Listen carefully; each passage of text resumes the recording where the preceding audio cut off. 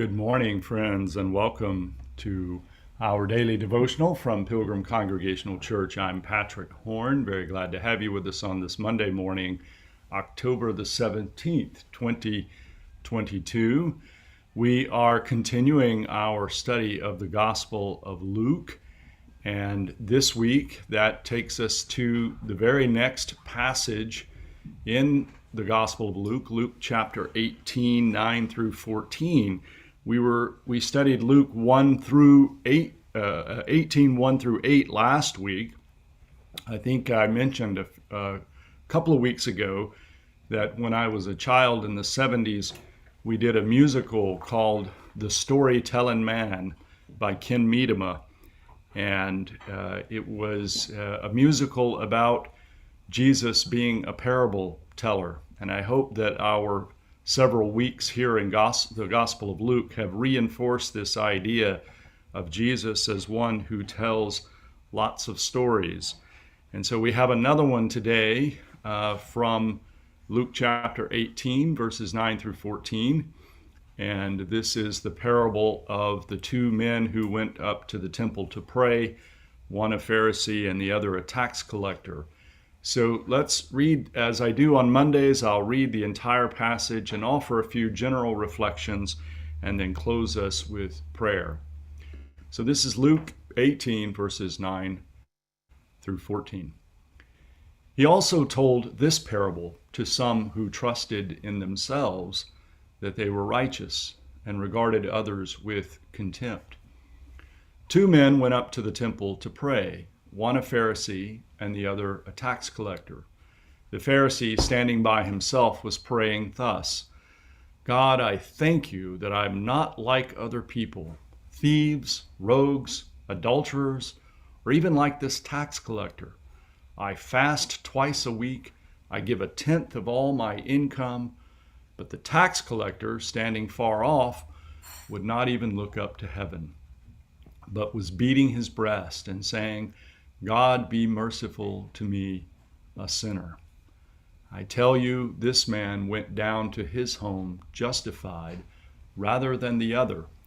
For all who exalt themselves will be humbled, but all who humble themselves will be exalted. Well, seen in the context of the Gospel of Luke, you can see how well this connects to other passages that we have been studying. The consistent message in the Gospel of Luke, on the one hand, is to demonstrate God's compassion to those in need, but also serves as a very strong warning to religious people. And I know you've heard me say many times before that those of us who go to church regularly and who attend devotionals and Bible studies, and I think we are religious people. So I would have to say that more than any other group in the New Testament, we're more like the Pharisees than any other group. That is, when we read the New Testament, we should identify as Pharisees in the sense that we're very interested in being religious. That is, we want to follow God's rules and figure out how to pray and do all the right religious things. Well, one of the major themes in the New Testament is that, and particularly the Gospel of Luke, is that there are tremendous temptations for people who want to be religious. The primary temptation being that the outward activity of being religious somehow is sufficient or is what makes one a person of faith.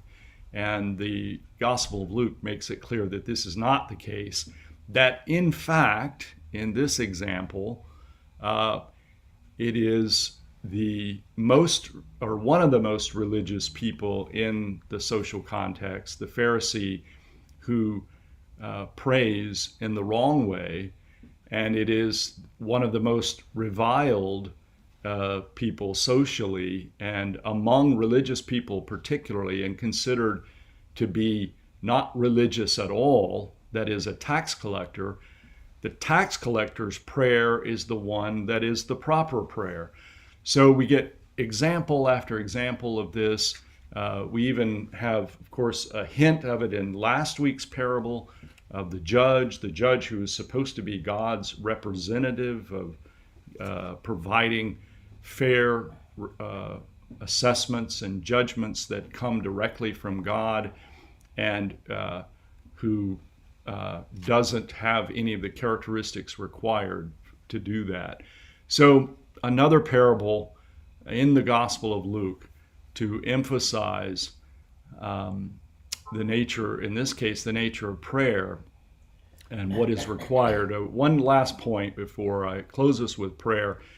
Consider the contrast here between the disciples when they said, another contrast not only with the Pharisee, but the disciples who said, Lord, increase our faith, where the focus was still too much on building themselves up. And compare that to this tax collector who beats his breast and says, God, be merciful to me, a sinner. Let's close with this word of prayer, another prayer from another Puritan, Richard Alleine, and from Piercing Heaven, Prayers of the Puritans. Let us pray. I will not question your faithfulness. If you have said you are my God, should I fear that you are my enemy? If you have told me you are my Father, should I stand aloof as if I were a stranger? I will believe, Lord. Silence my fears, and as you have given me the claim and title of a child, so give me the confidence of a child. Let my heart be daily kept alive by your promises, and with this staff let me pass over Jordan. Turn these promises into my faithful companions and comforters. When I go, let them lead me. When I sleep, let them keep me. When I awake, let them talk with me. Keep these promises forever upon the thoughts and hearts of your people.